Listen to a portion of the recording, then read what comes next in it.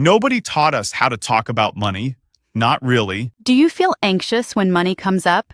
Guilty? Ashamed? You're not alone. Your relationship with money started long before your first paycheck. Let's talk about it. Money vocabulary, money mindset, and why how you think about money changes everything. I'm John, and this is the Fluent Joy Podcast. Subscribe. We're here every week.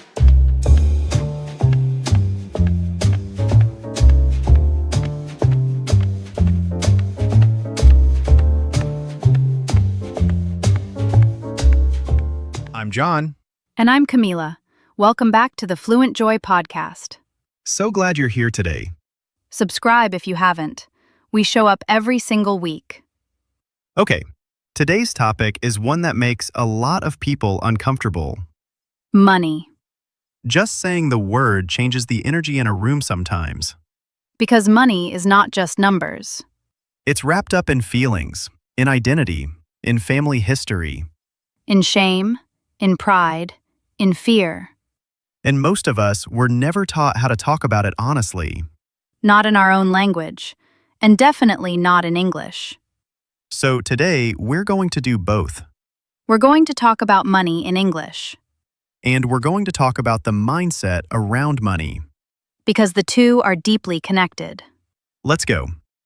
I want to start with a question. Go ahead. What did money mean in your family growing up? Oh, that's a big one. Because most of our relationship with money was formed before we were 10 years old. Before we had any money of our own. Through what we heard, what we saw, what was said and what wasn't. In my family, money was something you didn't talk about. Why not? I think my parents felt it was private, almost embarrassing. Like discussing how much you earn was somehow impolite. And I absorbed that, without anyone telling me directly. That's how money beliefs get passed down.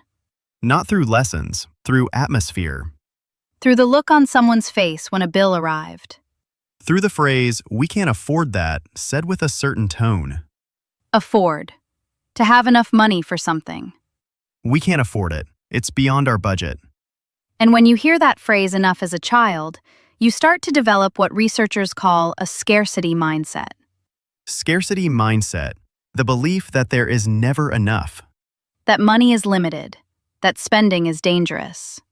That security means hoarding, holding on, never letting go. Hoard. To collect and keep large amounts of something. A scarcity mindset isn't always bad. It can make you careful, responsible. But taken too far, it creates anxiety around every financial decision.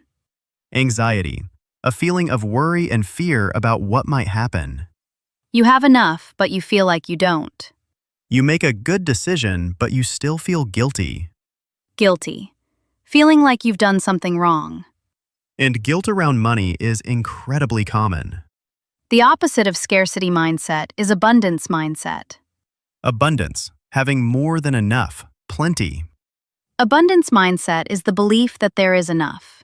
That opportunities exist, that money can grow, that spending wisely is not losing. It's investing in your life. Neither mindset is purely good or bad. The goal is to find a healthy balance. Aware of limits, but not paralyzed by fear. Let's talk about how money conversations actually happen in English. Because there's a whole vocabulary around this. And knowing it changes how you engage with money in daily life. The most basic word is budget. Budget, a plan for how you will spend your money. I'm on a tight budget this month. Tight, with very little room to spare. Let's plan a trip that fits our budget. We need to stick to the budget, not spend more than planned. Stick to. Continue following something, not deviate from it. Next word, savings. Savings. Money you have kept rather than spent. I'm trying to build up my savings. She put her savings into a separate account. Having savings gives you a safety net. Safety net. Something that protects you if things go wrong. Like having money set aside for emergencies. Emergency fund. Money saved specifically for unexpected problems. Most financial experts recommend having 3 to 6 months of expenses saved. Expenses. The money you regularly spend. Rent, food, transport. Next, invest. To invest means to put money somewhere with the expectation it will grow. He invested in his education. It paid off in the long run. Paid off. Produced a good result. Was worth it. She invested in learning new skills. Now she earns more. You can invest in things other than stocks and property. You can invest in yourself, in your health, in your relationships, In your English. especially in your English. Now let's talk about debt. Debt. Money you owe to someone or something. Debt is one of the most stressful financial experiences. And it's also one of the most common. I'm in debt. I owe money. She's paying off her student loan debt. Pay off. To gradually pay back what you owe until the debt is gone. He managed to pay off his credit card debt over 2 years. Credit card. A card that lets you spend money you don't currently have. And pay it back later, often with interest. Interest. The extra money you pay for borrowing. High-interest debt is one of the most financially damaging things you can carry. Damaging. Causing harm. Making things worse over time. So, one of the most important financial skills is managing debt wisely. And one of the most freeing feelings is being debt-free. Debt-free, owing nothing to anyone. Okay, let's get into mindset more deeply. Because the vocabulary is important, but mindset is everything. Here's something that changed how I think about money. Tell me. Money is a tool. Say more. Money itself is neutral. It's not good or bad. What matters is what you do with it. And why. A hammer is a tool. You can build a house with it. Or you can use it destructively. The hammer doesn't make that choice. You do. Money is the same. It amplifies who you already are. Amplify. To make stronger. To increase. If you are generous, more money makes you more generous. If you are anxious, more money doesn't automatically make you less anxious. Because the anxiety was never really about the money. It was about the belief underneath the money. The belief that you're not safe, that it can disappear, that you don't deserve it. And those beliefs need to be examined, not just the bank balance. Examined, looked at carefully and honestly. There's a phrase in personal finance called paying yourself first. Paying yourself first, putting money into savings before spending on anything else. Most people do the opposite. They spend first, pay bills second, and save whatever is left. Which is usually nothing. Paying yourself first means treating your savings like a bill. Something you pay automatically, before you have a chance to spend it. Even a small amount, every month, without exception. The amount matters less than the habit. Because the habit builds the mindset. The mindset that says, I am someone who saves. I am someone who takes care of my future self. And identity-based habits are the most powerful kind. Identity, who you believe you are. When your actions align with your identity, they become effortless. You don't have to force yourself to save. Because saving is just what you do. It's who you are. Let's talk about one more concept before vocabulary. The difference between spending and investing. We already defined investing, putting money somewhere expecting it to grow. But the line between spending and investing is blurrier than people think. Blurry, not clear, hard to define precisely. When you spend money on a good meal with someone you love, is that spending or investing in your relationship? When you pay for a course that improves your skills, is that spending or investing in your career? When you buy something that brings you genuine joy, is that waste or is that investing in your quality of life? The answer is almost always, it depends on your intention. Intention. Your purpose. What you're trying to achieve. Mindless spending with no awareness is just spending. Intentional use of money toward things you genuinely value is investing. Even when those things are experiences, people, rest. Not just stocks and property. Vocabulary recap time. So many important words today. Let's go through them. Afford. To have enough money for something. Can you afford it? Is it within your budget? Scarcity mindset. The belief that there is never enough. Growing up with a scarcity mindset can make you anxious about money as an adult. Abundance mindset. The belief that there is enough and more is possible.